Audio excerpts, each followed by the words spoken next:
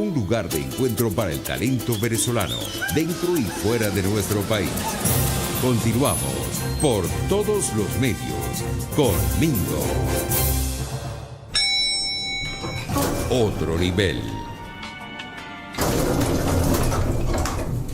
Ya por cuestiones de tiempo vamos a entrar, tenemos media hora de esta entrevista, de esta conversación con nuestro querido amigo de siempre, Juan Fernández. Juan, ustedes lo conocen, es economista, es miembro fundador de Gente de Petróleo. Juan, un saludo, un gran abrazo de parte de todo el equipo del programa. Erika está con nosotros conectada, así que te saluda también. Y de parte de toda Radio, Caracas Radio, ¿cómo te va? Bueno, muchas gracias, Mingo. Bueno, gracias a Dios con salud en medio de toda esta situación que está viviendo el mundo, ¿no? Con esta pandemia y lo que se refiere al COVID. Así que bueno, aquí estamos, siempre luchando y con esperanza que las cosas en Venezuela van a cambiar. Eso nunca lo he perdido en mi norte. Yo lo sé, Juan, yo lo sé.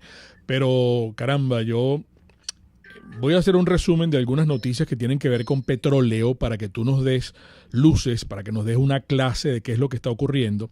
Y después quisiera que tomáramos una reflexión tuya, porque he hablado últimamente con personas especialistas en el área, en la fuente como tú, y hay preocupación sobre Venezuela, porque yo interpreto, según lo que me han dicho, que nosotros prácticamente dentro de unos 10 años vamos a empezar a comernos el petróleo, porque nadie va a querer el petróleo, porque se está avanzando tanto en la humanidad en que las energías emergentes van a ser de tal magnitud que el petróleo va a quedar de lado.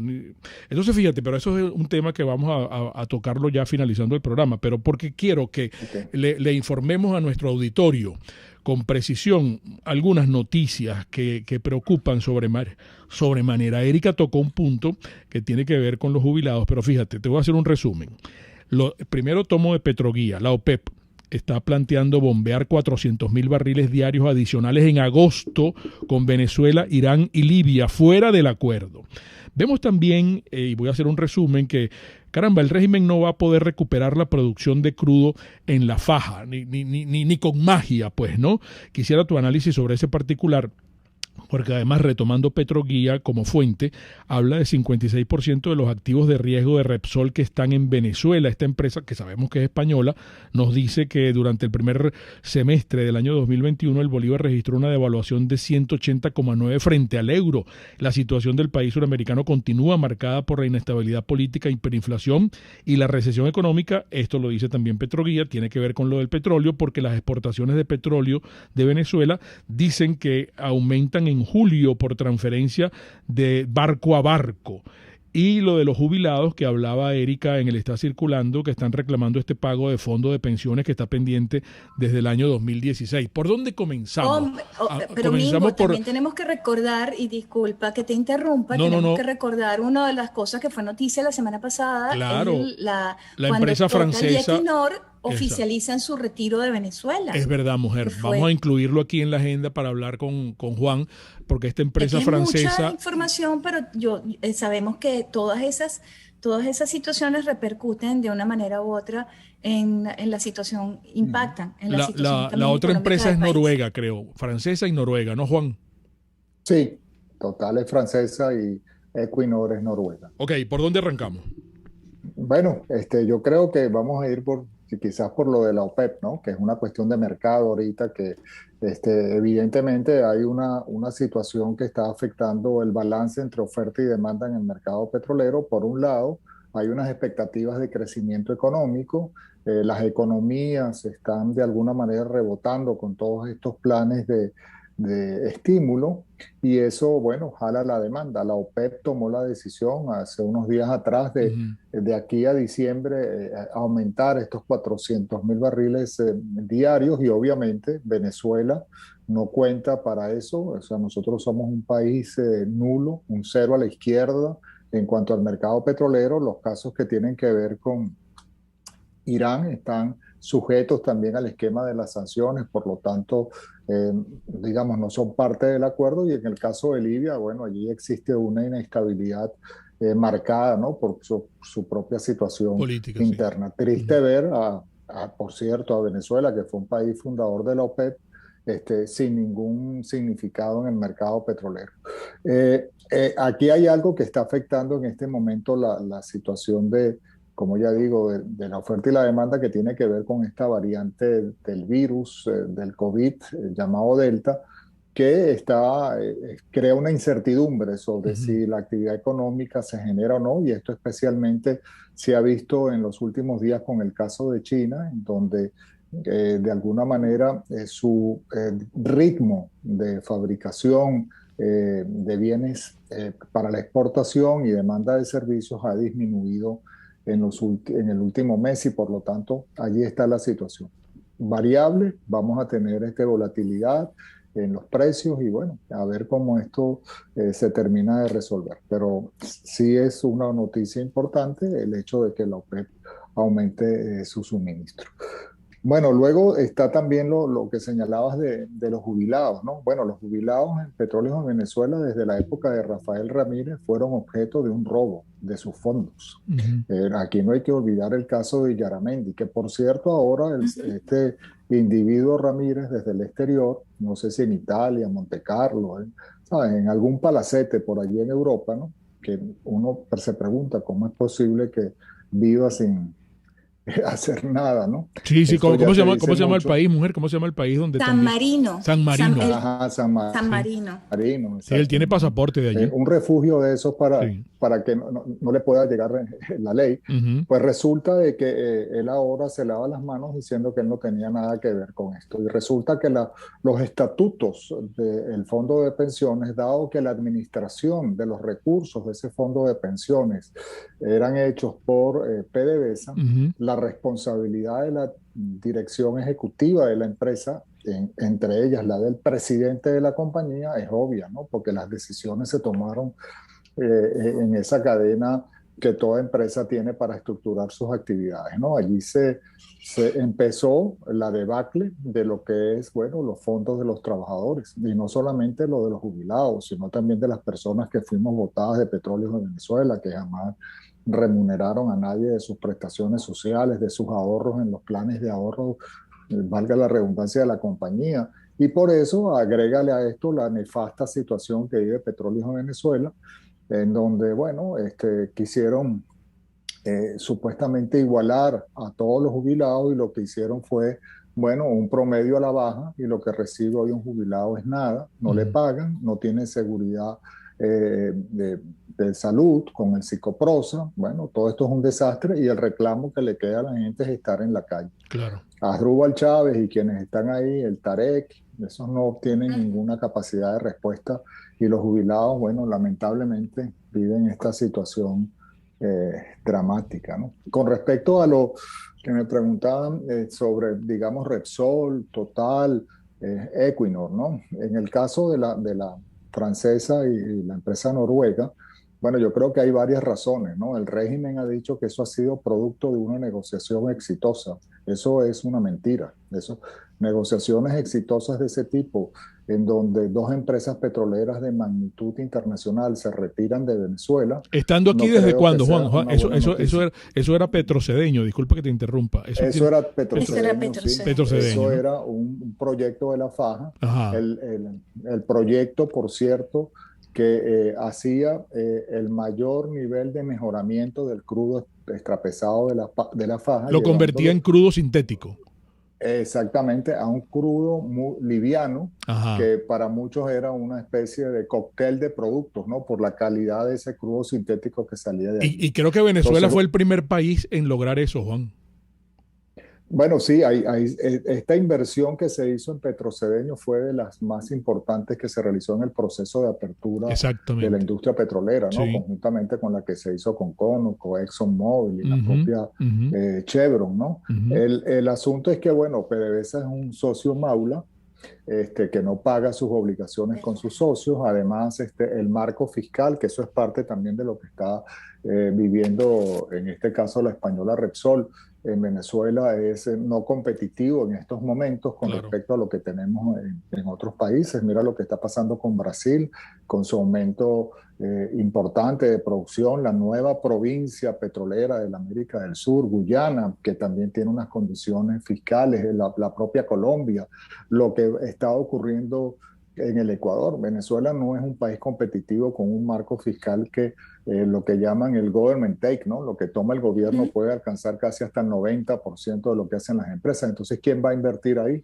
Sí. Y menos en una condición, como tú señalabas, en donde el mercado petrolero, los crudos pesados, este tema que tiene que ver con el cambio climático, las emisiones, la huella de carbón, y que para las empresas europeas es tan importante, quedarse en Venezuela es algo que no es muy atractivo. Y también, bueno, en esta manía de control de todo que tiene el régimen, pues toda esta actividad de comercialización, de contratación de bienes y servicios para la industria, que como sabemos hay una gran corruptela, pues no funciona. Entiendo que PDVSA quiere utilizar el crudo sintético, el crudo mejorado, para alimentar a las refinerías. Y resulta que ahí ya viene una primera traba, porque estas empresas hicieron estas inversiones para vender el petróleo en el mercado internacional, no para alimentar a refinerías en Venezuela con la incertidumbre de cómo y qué te van a pagar. Entonces, ese es otro elemento. Y eso significa, de acuerdo a lo que han dicho algunos de los colegas petroleros, que hay una urgencia por parte de Tarek El Aissami en materia de gasolina, Aníbal Chávez, de arrancar el mejorador de Petrocedeño, que representa un riesgo operacional. Pues allí hay que invertir dinero para adecuar las instalaciones a la operación de las mismas. O sea que tenemos un enredo. Repsol tiene unas dificultades importantes. El proyecto de La Perla, que tiene que ver con gas, en donde había un compromiso del pago de ese gas a precios internacionales, eso no ha ocurrido. Lo mismo que en el Guárico, donde también entiendo que ha invertido en el desarrollo del gas. Y la situación económica, bueno, lleva a esto, ¿no? A esta situación tan grave. Pero además, Mingo, yo quisiera agregar algo, ¿no? Sí. Si las empresas ven que hay otros países en donde las condiciones económicas son mejores, donde se cumple con las normas, donde hay un Estado y un gobierno democrático que, digamos, hace que las cosas funcionen, en Venezuela probablemente el análisis que hayan hecho algunas de estas empresas los lleva a pensar que esto no, hay una incertidumbre en cuando vaya a ocurrir. Y la ventana de oportunidad del negocio petrolero, entonces le lleva a determinar, bueno, yo tengo que buscar opciones diferentes. Los europeos, con toda la presión que tienen en sus propios países por el tema ambiental. Claro. Y por lo tanto, entonces, Venezuela, lamentablemente, para todos nosotros, no representa para ellos una opción. Y por eso yo digo, ¿cómo es que el régimen señala con esa cara de yo no fui, que esto ha sido una negociación exitosa? Por el amor de Dios. Sí. Esto es que la crisis en Venezuela va a continuar mientras Maduro y su banda estén en el poder. Y también he de señalar que desde la parte de la oposición del gobierno interino, cuando se trabajó en un instrumento que era la nueva Ley Orgánica de Hidrocarburos, que brinda un marco para hacer negocios en Venezuela diferente, adaptado a las condiciones de hoy en día, para que eso fuera la posición de política petrolera que tenía la oposición, tampoco fue aprobado, y esto obviamente las empresas lo toman en cuenta al momento de sus decisiones de inversión. Tú hiciste muchos aportes allí, tú trabajaste en eso, ¿no? Sí, hubo un equipo de compañeros que trabajamos sobre todo en esta última versión para adaptarla al desarrollo interno del gas en Venezuela, muy frustrante. Que es para nosotros una cosa muy importante para generar empleo, para generar emprendimiento, en la reforma fiscal para que las condiciones económicas de la explotación para la inversión privada en el sector fuese competitiva, un esquema de transparencia para el otorgamiento de las áreas y los contratos a realizar, un tema que tiene que ver con adaptarnos a las condiciones que el mercado energético mundial de transformación está teniendo. Pues hay que integrarse con lo que es el mundo hoy en día. Y bueno, las condiciones lo que llaman, tú sabes, los americanos, el will político, Sí, ¿no? claro. De querer hacer, no estaba presente, y entonces como lamentablemente nos ha ocurrido en Venezuela en muchas oportunidades, que el interés particular priva sobre el general y la falta de una estrategia coherente. Y yo te voy a decir Una que vez más, insistí mucho en esto para que se diera esa ley. Hablé con todos y hablamos con todos para que esto de la oposición, es así, obviamente, sí, para que claro. esto se diera. Sí. Y bueno, quedó Ay, allí. Es un documento que espero que se rescate caray. y que sirva para recuperar en la medida del tiempo posible lo que tiene que ver con la industria petrolera. Y cuando quieras hablamos del segundo punto, que también es muy, muy importante para todos No, pero nosotros en Venezuela. Erika tiene una batería de preguntas porque el chat lo he estado leyendo por encimita, pero está interesantísimo. Tienen muchos planteamientos para ti. Amigos, es que Juan colocaba recientemente de manera patética. En 1994 nosotros éramos la segunda empresa, PDVSA era la segunda empresa de importancia en el mercado petrolero mundial. Ahorita no existimos, amigos. No se sabe nada de PDVSA, pero no existimos además como empresa. Es algo tristísimo, lamentable lo que ha hecho esta gente. Bueno, vamos a identificar un intervalo y en breve regresamos con Juan Fernández. Un espacio para formar la nueva opinión pública venezolana por todos los medios con Mingo. Hay nuestros amigos de Belab Biodiagnóstica nos dicen, nos hablan sobre los nuevos síntomas de la variante Delta, COVID-19. Mire, escuche bien: diarrea, músculos adoloridos, secreción o bloqueo nasal, dolor de cabeza, vómito, garganta irritada, cansancio y malestar. Qué bueno que contamos, usted con su médico y usted además también con Belab Biodiagnóstica, donde se va a hacer todos los chequeos, todos los despistajes, todos los exámenes que le va a solicitar su médico. Con esto no se juega, esto es una cuestión seria, importante, amigos. Gracias a Dios que contamos con los jóvenes que están al frente de Belab Biodiagnóstica, donde nos ofrecen además servicio a domicilio. Si usted no se puede trasladar hasta La Trinidad o hasta Baruta o hasta CBS, que también ellos son con una alianza estratégica, el laboratorio de la farmacia CBS, bueno, si no, le llevamos el laboratorio hasta su casa. Usted se pone de acuerdo con ellos porque todo es previa cita. 0414-202-2900 de la Biodiagnóstica, precisión y confianza en laboratorio clínico. Llegaron los yogurt a Comercializadora Prada. Amigos, prueben, porque como nosotros decimos, todo en quesos y embutidos, pero esos derivados de las leches, esos derivados, les he hablado en otras oportunidades del suero, de la crema de leche, bueno, pero el yogurt artesanal, mango, coco, parchita, piña, mango, parchita, mora, fresa, durazno, eso es una joya. Deben probarlos, amigos, háganme caso. Hacen su pedido aquí a Wilfredo y a Lucrecia, 0424 120 3562 o también 0212 715 3020 de Comercializadora Prada. Todo en quesos y embutidos con la mejor relación precio-sabor. Me voy a colocar este guante de carnaza.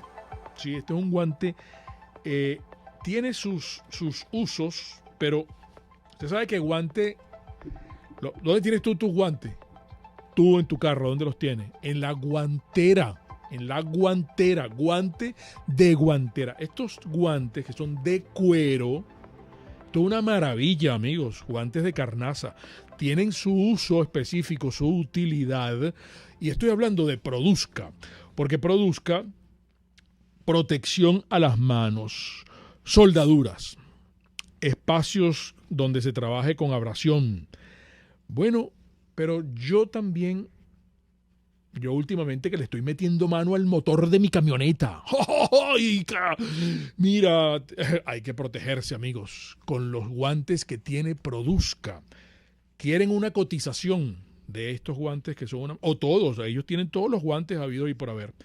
www.produzca.com. Produzca seguridad en tu empresa de los pies a la cabeza. Puedes seguirnos en nuestras redes sociales. En Twitter, @RCR750, la radio que se ve. RCR 750 AM. Porque lo bueno une. Un periodista espontáneo, frontal, observador, inconforme, con mucho que decir y escuchar. Regresamos por todos los medios, conmigo. Nos quedan 10 minutos y con Juan Fernández. Bueno, Juan, yo te metí en la agenda también este tema, que es un temazo, que vamos a tener que hacer otro programa contigo porque eso da para mucho. Pero creo que, según me han dicho, nosotros vamos a terminar comiéndonos el petróleo porque nadie va a querer. Todas las tecnologías apuntan a nuevas energías que están dejando de lado el petróleo. Pero Erika, yo estoy seguro que estaba observando aquí el chat, la gente está bravísima porque aquí se sigue mandando petróleo a Cuba. Yo le estaba diciendo a Erika que acaba de estacionarse aquí en La Guaira una fragata de guerra de Cuba. Entonces, y la gente dice, la gente no es tonta, la gente está muy informada de que nosotros seguimos regalando y regalando y regalando y manteniendo a Cuba, que ya en Cuba, este Castro murió el 11 de julio cuando empezaron las protestas de la nueva generación que está en Cuba, que se ha dado cuenta de que la cosa no es así como se la estaban pintando. Pero vamos a darle... Así es, Mingo, así es. Por ejemplo, Andrés Rojas, Juan, te pregunta, ¿qué opinas de los envíos de barcos petroleros hacia la isla de Cuba por parte de Maduro? Quiere saber si entonces hay o no hay embargo por parte de los Estados Unidos. ¿Qué pasa con los petrodólares? ¿Qué está pasando? Entonces cierra su pregunta diciendo, aquí el único embargado es el bolsillo de los venezolanos. También quisieran saber tu opinión sobre esta corriente o esta tendencia o esta política que asume la Unión Europea hacia el 2035 libre de combustibles fósiles. ¿Qué vamos a hacer los venezolanos si tenemos la mayor reserva petrolera del mundo? Bueno, con respecto a lo de Cuba, efectivamente, ¿no? Ahí Maduro está, como todos sabemos, muy soportado por los cubanos, ¿no? Por la dictadura castrista. Y esto es para él como un compromiso de vida o muerte, ¿no? Entonces, sí, efectivamente, están saliendo buques, tanto sobre todo de carbón, con fuel oil. Eso es digamos, el principal producto que se le envía a la isla para generación de electricidad. En ocasiones también se le envía crudo liviano, tipo Mesa 30 o Santa Bárbara, que procesan en la refinería de Cienfuegos. Además de eso, bueno, en alguna oportunidad quizás no tan recurrente algún tipo de combustible, ¿no? Pero lo fundamental para mí es el envío de fuel oil. El exabrupto tan grande que tiene esto es que inclusive hasta, digamos, el papeleo que se hace para enviar esto a la isla de Cuba, la dictadura de los Castro, es como si se tratara de una operación de cabotaje entre puertos en Venezuela. Es decir, la facturación es a un precio como si fuera en bolívares. La forma de inspeccionar estos cargamentos es bastante difícil y compleja porque, bueno, tú sabes, son cosas que van para Cuba, pero todo se llega a saber. Y además los cubanos y los venezolanos, en este caso me refiero a la dictadura, han venido utilizando buques que son propiedad de ellos, ¿no? Como el Penteón, el Sandino. Son buques que tienen bandera, propiedad y bandera cubana. Otros son empresas que están registradas en otros países, pero que son de propiedad de ellos. Y obviamente esto es un mecanismo para evadir, ¿no? Las sanciones. Aquí, bueno, los que hemos estado y vivimos aquí en los Estados Unidos hemos señalado esto bastante, tanto a la administración anterior del presidente Trump como a la administración actual del presidente Biden, para que se sepa que esto es un tema, ¿no? La situación en Venezuela se les ha complicado un poco porque recientemente desde México, López Obrador también les envió un buque a los cubanos cargado con fuel oil. Eso ya indica, bueno, la problemática que también está teniendo de suministro. No les llega todavía con lo suficiente lo que le manda Maduro a esto. Es inaceptable. Yo digo que si quieren el petróleo y los productos venezolanos, cualquier país está perfecto, pero me lo pagas a condiciones de mercado. Yo no te tengo por qué regalar nada. Eso es lo que a mí me parece. Y con respecto a la situación del tema europeo y de esta corriente tan importante que está habiendo sobre el cambio climático, bueno, esto es una realidad. En Venezuela hay alguna gente que no la quiere ver. La ventana de oportunidad tan famosa, nombrada, es cada vez más pequeña. Yo me temo que sí, efectivamente, nosotros nos vamos a quedar con el petróleo. Las calidades del petróleo venezolano son complejas. Yo he dicho conjuntamente con otros colegas que debe haber una revisión profunda de lo que se llamó o se llama el Plan País en cuanto a su estrategia para desarrollar las reservas de petróleo en Venezuela. Se requieren, como ya digo, una serie de condiciones económicas para apuntalar, pero también tiene que haber un desarrollo hacia lo interno de esa fuente de energía que nosotros tenemos primordial, como es el gas. Los países se están moviendo, sobre todo los países desarrollados, inclusive hasta la propia China, que es el mercado de crecimiento importante, al igual que la India, para buscar esa meta del Acuerdo de París sobre calentamiento global, y eso nos afecta directamente a nosotros. Yo no digo que esto vaya a ocurrir de la noche a la mañana, pero si uno pone en un balance que va disminuyendo la demanda de petróleo y que la competitividad de otros países, que los hay, como Arabia Saudí, como los Emiratos Árabes, bueno, todo el Medio Oriente, Irán, Irak, lo que está sucediendo en nuestra región, bueno, nosotros si queremos aprovechar esa oportunidad tenemos que movernos rápidamente con las condiciones del régimen actual. Eso no lo veo posible. Cuanto más se retrase, peor será para nosotros. Y además hay que tener un plan para el desarrollo interno. En Venezuela, y quiero también señalar esto, tenemos la oportunidad, yo creo que por una bendición que nos dio Dios, de que hay posibilidades de generar otras fuentes alternativas de energía, como es la hidroelectricidad, como es el sol, como es inclusive la utilización del gas para generar hidrógeno, que es otro combustible, la integración del sector de los hidrocarburos con el sector eléctrico es algo muy importante por realizar. Así que eso tenemos que aprovecharlo para que entonces la economía del país se digamos, diversifique. Las refinerías que hoy nosotros conocemos como productoras de gasolina, diésel, combustible de aviación, tendrán que reestructurarse y pasar a ser lugares en donde se hagan insumos para el sector petroquímico, para transformar ese petróleo, que eso siempre va a estar todavía por allí dentro de la demanda, obviamente en condiciones climáticas que cumplan con las regulaciones. Les puedo decir que se está creando un mercado importante en cuanto a el dióxido de carbono para las penalizaciones que está habiendo. Esa es quizás también una de las razones por las cuales tanto Total como Equinor se hayan ido de Venezuela, por las penalidades que significan las emisiones de CO2. Esto es algo que también tenemos que tratar. El sistema financiero internacional para las actividades del sector de los hidrocarburos y el petróleo ha cambiado su forma de ver las cosas. Las empresas petroleras ya no se valoran por las reservas que tienen. Las empresas petroleras, para buscar recursos, van a tener que mostrar que van a cumplir con todas las normativas para minimizar los efectos climáticos y de emisiones de CO2. Eso es una realidad. Los bancos, las instituciones financieras los están pidiendo así. Es decir, nosotros nos enfrentamos a un mundo energético diferente, nuevo. Las perspectivas en cuanto a baterías, y recuerden que en Venezuela nosotros también tenemos minerales que se utilizan para construirlas, fabricarlas.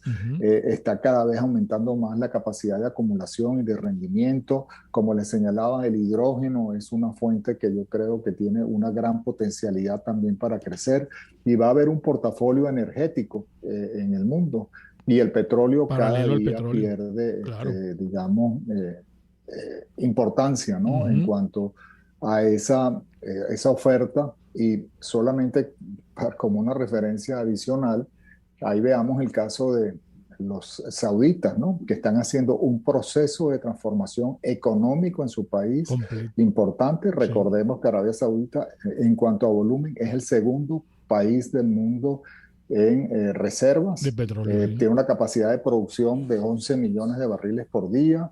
Estamos hablando de alguien importante en el sector petróleo que se está transformando para ser el país de mayor producción de hidrógeno, el país con mayores granjas solares para generación de electricidad. Está cambiando su economía para depender menos del sector petrolero, influenciando lo más que puede y creciendo en el sector petroquímico. Y yo creo que ese ejemplo de un competidor es algo que tenemos que ver en Venezuela. Y por eso la importancia, ¿no? De que tengamos las condiciones, las reglas y el sistema político y económico basado en la participación del sector privado para que podamos crecer y sacar a Venezuela del marasmo que se encuentra hoy en día con esta dictadura que está en Venezuela, que cada día aprisiona y lleva más al país a la crisis. Dios te oiga, Juan, ese es un temazo que tenemos que seguir profundizando. Gran tema. Ojalá nos permitas consultarte de nuevo muy pronto. Un Cómo gran no, abrazo. siempre a la orden, Mingo y Erika. Gracias, Juan Fernández, Gracias. amigos. Gracias, Erika. Estamos pasados. Pero yo quiero decirles que yo hoy a las 3 de la tarde me voy a regalar el placer de ver la película Rebeca de 1940. Ganó el Oscar como mejor película, dirigida por Alfred Hitchcock. Nada más y nada menos. Fue la primera película que hizo Alfred Hitchcock en Estados Unidos. Y eso es un peliculón, eso es una maravilla. En los clásicos Trasnocho. Hoy a las 3 de la tarde, si quieren me acompañan. Yo voy a estar allí, todos los miércoles voy. Así que mañana les contaré si no pueden ir, si no pueden acompañar. Las interpretaciones de todo lo conversado hoy aquí, como siempre, de ustedes, amigos. Y recuerden, el comunismo te quiebra las rodillas para que tengas que darle las gracias por las muletas. Hasta mañana. RCR presentó Por Todos los Medios con Mingo.